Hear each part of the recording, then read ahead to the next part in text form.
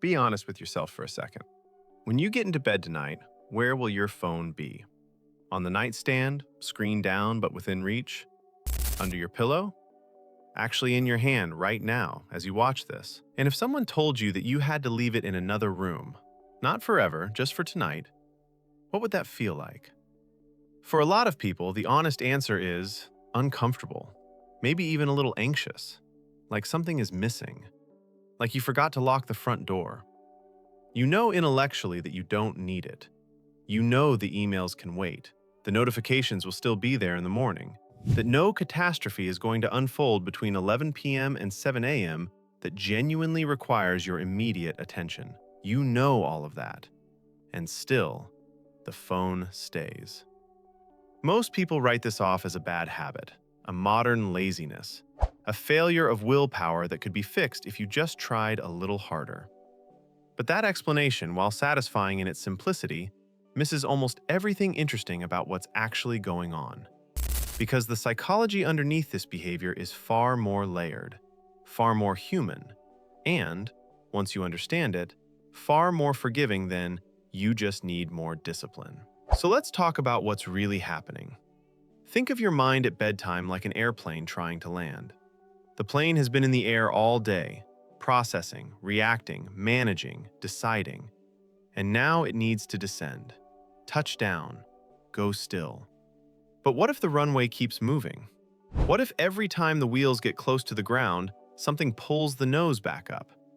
That's what anxiety does to the brain at bedtime.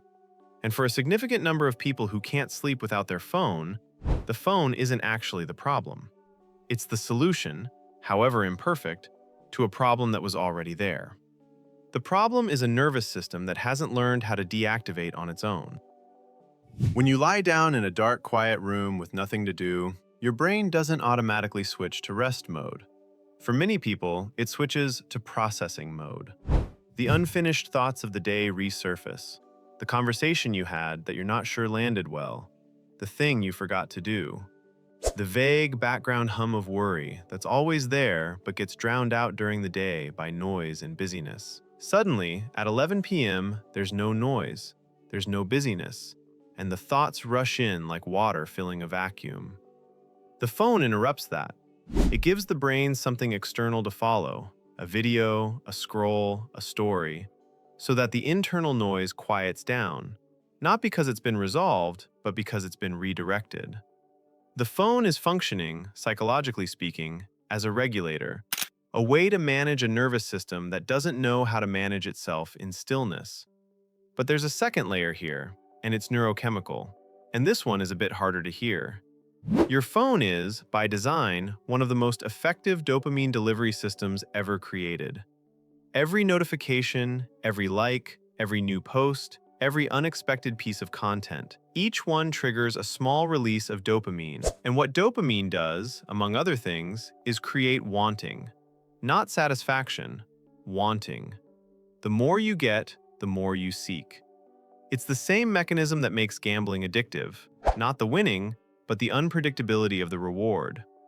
Researchers at Stanford and elsewhere have described social media and smartphone use in terms that overlap significantly with behavioral addiction literature. The variable reward schedule, sometimes something interesting, sometimes not, you never quite know, is precisely the mechanism that makes slot machines so hard to walk away from. And you're pulling that lever every time you scroll. So by bedtime, after a full day of this, your brain has been trained, conditioned really, to expect stimulation, to seek it. And when you try to take it away, the brain doesn't go peacefully. It produces restlessness.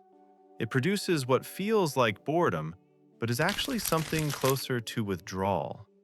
A mild, uncomfortable craving for the next hit of input.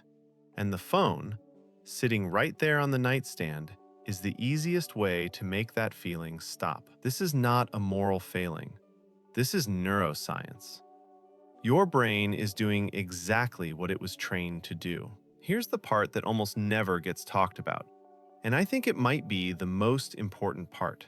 For a subset of people, and it's a larger subset than anyone admits, the phone at bedtime isn't about anxiety or dopamine. It's about loneliness. Not dramatic, acute loneliness, the quiet, chronic kind. The kind that doesn't feel like loneliness because it's so constant it's become indistinguishable from ordinary life. Bedtime is intimate.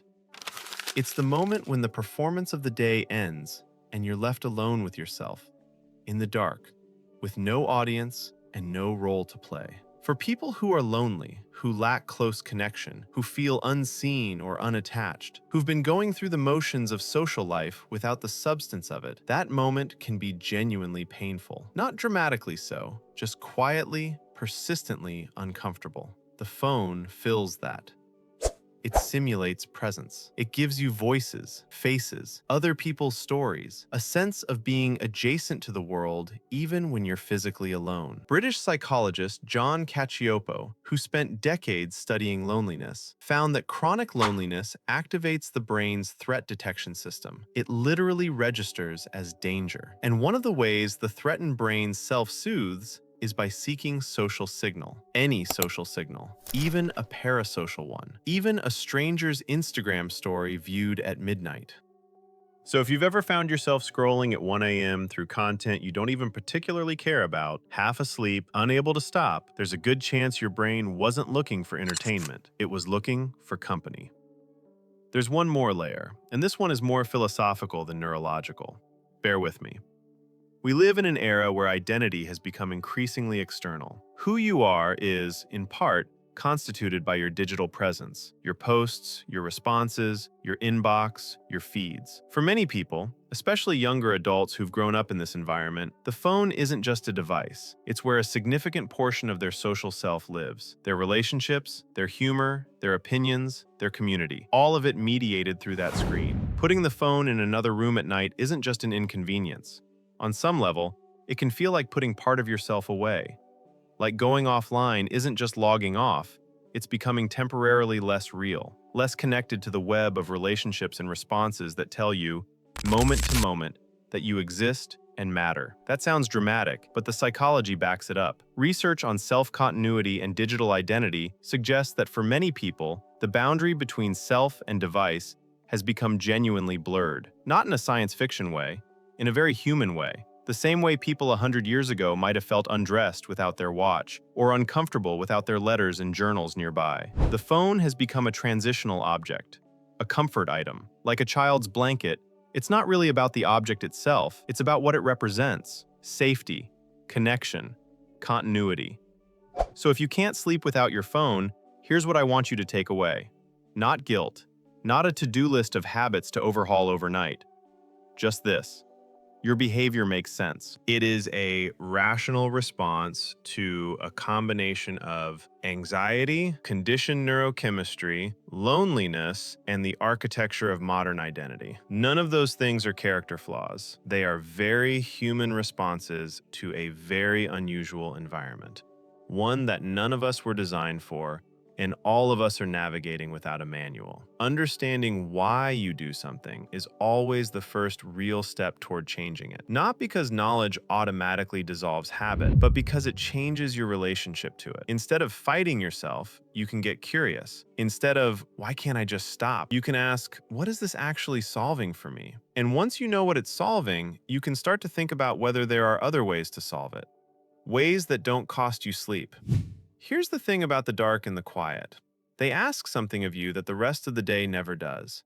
They ask you to just be there, without performance, without input, without the reassurance of someone responding to you.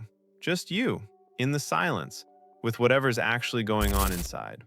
That's uncomfortable. It's supposed to be, a little. It's where some of the most important things happen. The processing, the dreaming, the quiet reconstruction of self that sleep is actually for. Your phone will be there in the morning. Whatever it's holding can wait. And maybe, just maybe, so can you. If this hit close to home, drop a comment. Tell me, is it anxiety, loneliness, habit, or something else entirely? I'm genuinely curious where this lands for you. And if you're new here, we do this every week. honest human conversations about the psychology underneath everyday behavior. Subscribe if that sounds like your kind of thing. See you next time.